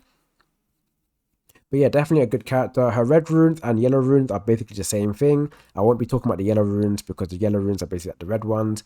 The red ones are a priority. If you're looking to build a very good Mystifier team, or you're looking to invest into someone apart from Eudora, please get her red runes because her red runes is insanely strong. It may not look strong because the description is barely anything there, but these stats would matter when it comes to PvP. So, or PvE, but mainly PvP. Definitely get the red runes if you can because they're insanely strong. I personally would get these, but I can't because I've got other priorities like getting Eudora's one and possibly waiting for the next Doom. So I can't do it, but I advise other people to do it if you can't. So yeah, definitely a good character. Her ultimate, you can take a look here, but I don't really have to talk about her ultimate. I don't have to talk about her second ability because she's definitely SS, and again, she's SS for multiple reasons, and her kit can never be bad because she's definitely SS. Ophelia is our next character on this tier list. She's going to be high mid A. She's not dead in the middle, but she's more on the high end of A. The reason why I'm not putting her as high A like Lamia is because she doesn't really work as intended. So her passive, the second passive, it says here, allies would receive a 25% chance to gain Sentry upon reflecting damage. That would mean that they have to take damage to reflect damage, and there's no need to gain Sanctuary if you already reflect damage. But the reason why her kit is built like this is because the runes here, when someone gets Sanctuary, they'll get increased HP, right? For the duration of the battle. But it's not like Seraphina or Blessing, where when someone attacks you, Blessing procs before the damage. This one's the opposite. This is procs after the damage. So realistically, Sanctuary is not going to work on characters that can only hit once. If you hit multiple times in that one action, then this would have a usage, but it's not going to have a usage if you only attack once. So her passive is not as strong as it seemed on paper, so don't get muddled up with this. It's not that great. Compared to, I keep saying Persephone, compared to Seraphina, her blessing is more useful because the blessing goes off, then when people attack, you can't attack them because the blessing went off before the attack. But with this little unique kit, what Ophelia got, it only works after the attack. So this Sanctuary is mainly for the runes, not for survivability. So don't get mixed up with that. It's completely useless. But the good thing about her rune skill, she has bind removal. So when you're playing against people like Karnak or Victoria, this will come in handy for Doom because again, no one wants to get bind locked, right? If you get bind locked, it's not a nice day. You're gonna lose, right? So in Doom, it's good to have this in Doom or any team. So you have bind removal. These things right here, it's not that good. It's only good in Doom. Outside of Doom, this is quite bad because you don't really need this. Even though you think it's good, it's not that good. It's only good in Doom. So if you're looking to build Doom, throw this in. If you're not looking to build Doom, you won't need the red ones. Just get the yellow ones. But in Doom, you won't have the red ones. Outside of Doom, you won't have the yellow ones. Enchanter, again, put this in an Enchanter team and it'll work well. Work with people like Eudora and other Enchanters. You definitely a strong character. 106 speed is quite bad for her to be 106, but it's not the worst thing in the world because she has a skin. Some people have the skin, some people don't. But when they do start to sell skins, I don't know when they're going to sell skins, but when they do, this will put her at 111 speed, which will mean that she is going to be a very fast nuker and a very fast annoying character. So her potential is quite high. As of right now, because you can't buy the skin, I'm not going to boost her up in a tier list. But if they do fix her a little tiny bit, maybe this might be a mistake. I know it's not a mistake, but it could be a mistake. They may revert this and put this as like a blessing, for example. Upon reflect, I don't know how they're going to do it, but when allies take damage, they're the sanctuary pop before the damage. If that does happen, she's gonna fly up in the list. But for now, this passive is quite terrible. Her second passive is very strong though. This passive right here is very strong. This also works with the rune skill, but sometimes you'll be dead before this happens. So it depends on how. If your survivability is good, the character's good. If your survivability is bad, the character's bad. So overall, she's a good character, but she's not the best character. Maybe I might put her a tiny bit higher, but I don't see myself putting her very high. Madeline has now been way better than what she was before. Madeline, a couple seasons ago, was average. Now she's very good. If you're looking to build Doom, she's a mandatory character. Not as mandatory as Doris, but she's definitely the mandatory royal like Lamia. She's definitely mandatory. I'm gonna put her quite high. I'm gonna put her like hair. Oh, not actually hair. I'll put her like hair. Um, the reason why I'm putting her hair above Nyx and above Karnak and everybody else, because Doom is actually very strong. And if you can make Doom even more stronger, Doom is going to be a very toxic team. I do think Doom is like the third best team or joint third with Mystifiers, but regardless of it, if you can make Doom even better, that would mean that Doom can be like a very toxic team. And I mentioned before, I'm not going to explain it right now because there's no point. You can go check my Madeline video. I made it like I think last week or whatever. I made it, right? I made it a few days ago. It's clear, obvious. It says Madeline. Watch that video and you will understand why Madeline is on this tier list to be like not low A, but she's kind of like higher than before. Before, Madeline used to be like hair, right? I used to think Madeline was hair. Before the change, Madeline was hair. But now she's like hair. So if you're looking to get a Madeline, yeah, she's definitely a worth it character in Doom. But if you're not looking to build her in Doom, then I don't think she's as good of a character. Her future potential is still good because she can earn a skin. I know from what Bella said, or Bella, the community dev, or whatever you want to call her, community manager, she did say that Madeline was a very high ranking character in terms of looks. So maybe they might give her a skin if that is the case, right? Based off their survey, they did say that Madeline is one of the better looking characters. So she could get a skin if they want to give her a skin. We'll boost her up a tiny bit more. But yeah, watch my video on Madeline and you will understand why she's much better. I can't really explain it now because it requires a lot of explaining and this video is probably going to be too long anyway. So yeah, watch that video and you will understand. I'm never making a tier list ever again. This is literally torture. I'm hungry and tired, so I'm going to be straightforward on most characters. The newer characters, I will speak more about them, but for Talanis and her, I'm going to be straightforward because they're just dumbed down. They're straightforward characters. This character is definitely an A tier character. If you're looking to build Avengers, you need her. Her second passive makes Avengers spawn instantly, so they don't have to wait the next round to spawn. They spawn straight away when they die, like Eudora. So this is very important in Avengers. This right here is just straight damage. You already can see it's just damage. That's it. A lot of damage actually for a magical DPS. It's a lot of damage. Damage again, just whatever. Her rune skill. I wouldn't say her rune skill, her red rune skill is mandatory. I wouldn't say it's a priority either. You don't need this. This is a kind of, I wouldn't say it's a waste, but you definitely don't need this. So avoid the red runes in her and use it on someone else. Maybe Janna, maybe Eudora. Use it on somebody else. But her yellow runes, I wouldn't say they're actually mandatory either. Obviously get them. Get the yellow runes, of course. But they're nothing crazy. They only work against Val, but they don't work against anybody else. So overall, her runes are not important. Yeah, I'm gonna put that right now. Her runes are not important. Like I said, this character is straightforward. Second passive, good. This passive right here is whatever. When people die, everybody gets increased HP by 50%. It can stack up to 30 times. Unrealistic, you're not going to get 30 unless it's PvE. You're most likely going to get 10. 10's realistic, maybe 12. 30 is just unrealistic. So overall, strong character. She has a skin. Her skin puts out 111 speed. When they do sell the character, you can buy the skin and make it even stronger. But if you're looking to build Avengers, she is a mandatory character, I think, in my personal opinion. So I'm going to put her like here.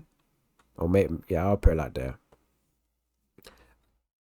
Also, a straightforward character, like the last one I just explained just a while ago.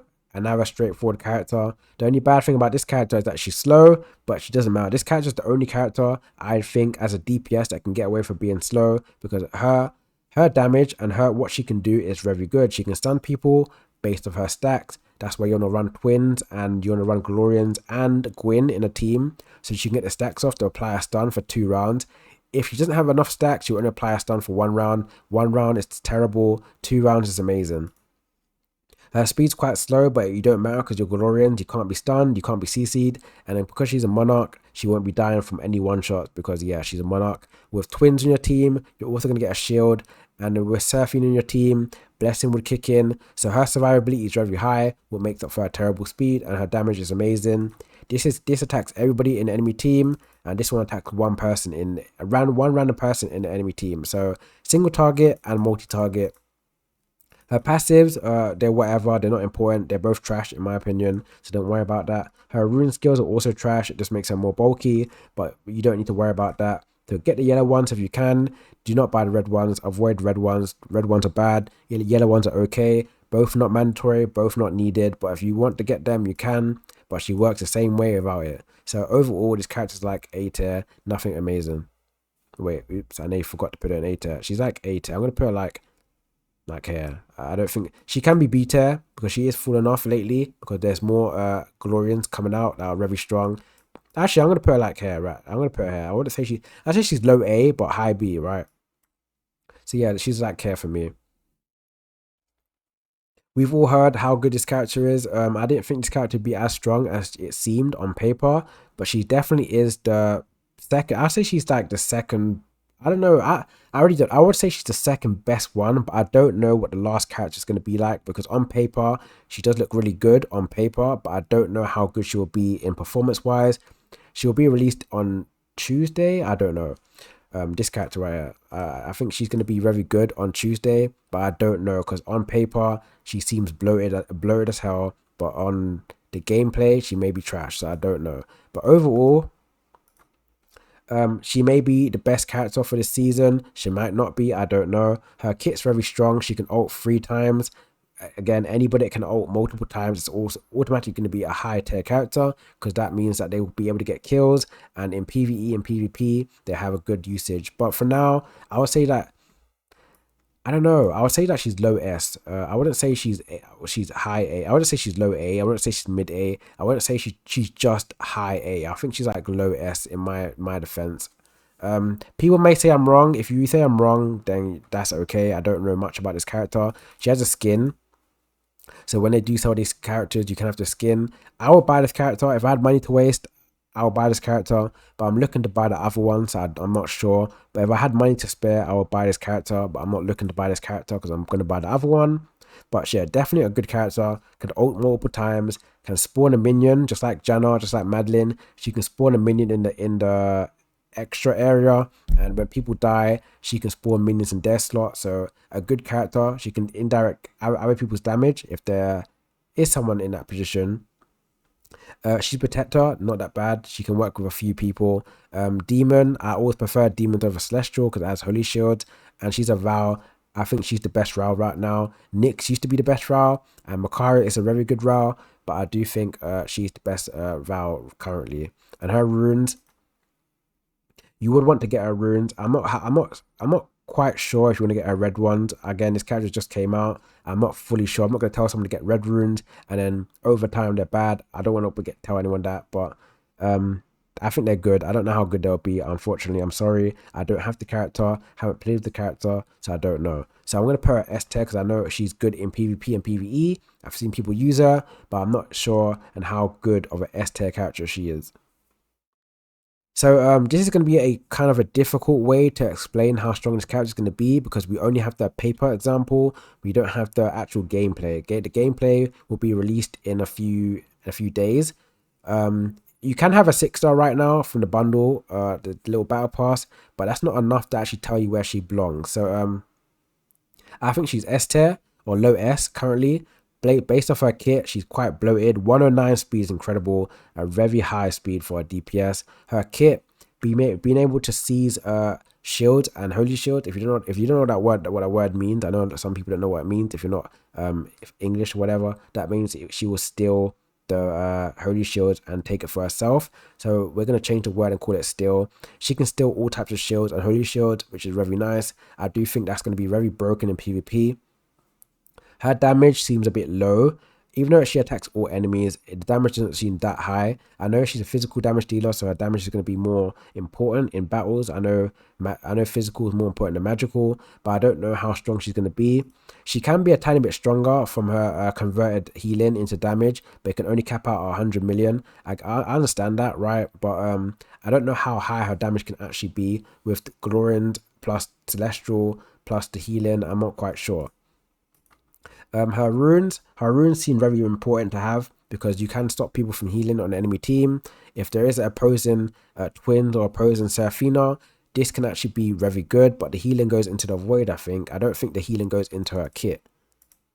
I don't know if this one. If she does receive the healing, for example, we're fighting Seraphina, right? We're fighting Seraphina. Seraphina heals. We take the healing, we steal the healing, and then it goes into your passive, I think. But if it does, it's going to seem very good because now her passive and runes work together, which is very good. I don't really like characters that have a passive that doesn't work with the runes. Both of these are going to work together, so that seems OP. She can also have good sustain, so she has healing and shield, right? Healing and shield seems very OP. I don't know how good that's going to be on the battlefield, but she can also give her teammates shield and increase the effect of shield. So I don't know how good that will be. I really don't. I have to see it in gameplay. We can't get the second passive because only people who buy the character, which no one can't buy the character, can only have this passive unlocked. So I don't know for sure. But passive 1 is very good. It's not bad. The runes are very good, but I can't get the runes because I have to wait until next season. Second passive seems OP. Increases shield effect just like Macaria. Increased shield effect is always good, and then she's also monarchs and she's celestial, so you can possibly put this with in a ethereal team, put her with Eudora, and they may do something. I don't know. Her ult can still shield. Her second ability is just like the ultimate, can still shield. So overall, this character on paper seems very nasty to play against, very OP, great speed, great kit, unique kit. Actually, it's a very unique kit. Monarchs is never bad. She may receive a skin, I don't know. I doubt it though. I doubt she'll receive a skin because she does look really good. And she's one of the newer characters in the game, but who knows. So overall, like I said before, S tier characters on my tier list are how good they are currently and how good they are in the future.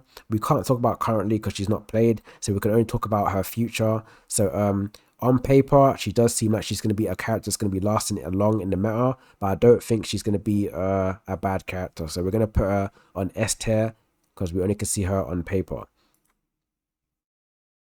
So we're at the last character of the tier list. Never again am I doing a tier list that requires every character. I'm tired and hungry, and my voice, I think I'm losing my voice. If you listen to my voice at the early stage of the video, I sound normal. Now I sound like my voice is going to die. So I'm going to make this quick. This character is terrible. I've seen gameplay. We've all seen gameplay. This character is absolutely terrible.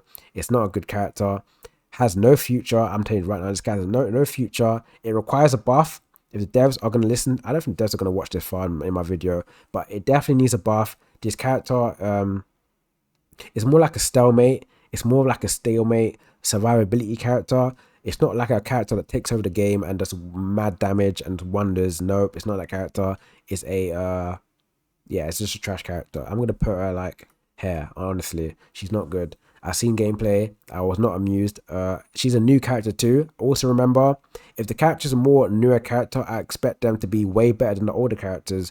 So because she is the newest royal into the game, she plays like she came out like a year ago. So we're going to put her here. Don't buy this character. I don't care if you're an Avenger user. Just don't waste your money. I'd recommend you waiting maybe a month, or maybe waiting 2 months, or maybe waiting like 4 months for a new character than to waste your money and buy this character. Because who knows, Avengers may get another royal next season, or perhaps they may buff this character or buff another character. So save your money for now and use your money in the future.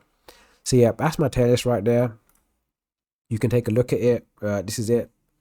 I don't think it's that bad actually. I think I actually did a pretty good job. Most people would disagree on certain things, and it's okay to disagree because that's how we make a tier list. But I think this is a good tier list. Most people would disagree. If I had to guess, most people would disagree with Lachesis, and most people would disagree with Seraphina and maybe Victoria. But again, you can go back and see why I put them there. Also, shout out to Chrono for making this tier list. I know I haven't updated mine in ages. This little thing with the pictures, so I don't have to do it. Thank God. This is actually long. Print screening, cropping it out, and slapping it in. That's actually pretty long. So thank Chrono for doing that for me, because I was not going to do that. But yeah, he also makes a tier list. So if you want to look at his tier list is also on YouTube. You can take a look at that. But this is going to be my tier list because we play the game quite different. He's on S servers, I'm on T servers. I talk to certain people, he talks to certain people. So we get different views on things, and most of our views are going to be the same because we're both good players. He's also a very good player. I've seen him play. He's also not stupid, so he knows what he's talking about. But maybe we might have different views on things based on what we use and how we play the game. So check his tier list out if you want to, or you can look at mine and they're going to be quite similar. Maybe something might be different, but yeah, that's my tier list. I'm gonna be done. By the way, I'm not doing the non-royal. I cancelled that. I'm not doing that. I apologize. I'm not doing that. My voice is gone. I'm tired. I'm hungry, and I'm not doing it ever again. So if I ever do a tier list, it's gonna be either for the synergy only. So it's gonna be either for Doom, Avengers, Ethereals. It's not gonna be the whole gang. The whole gang is too long. They're too big now. And if the royal is long, the royals are quite long. If they're long, the non-royals are going to be even longer because there's more non-royals than royals. So I'll be here forever, and I'm not trying to be here forever. You can look at my time right now on the bottom screen right here. It's basically going to be a new day. So yeah, we're not doing a tier list ever again. So thanks for watching this video. If you did like, please like and subscribe. If you did like it, I'm going to be posting more videos. And if there's anything I left out in this tier list that is quite important, put it in the comments and I'll read it and I'll agree or disagree, or we can talk about why it's good. But yeah, thanks for watching.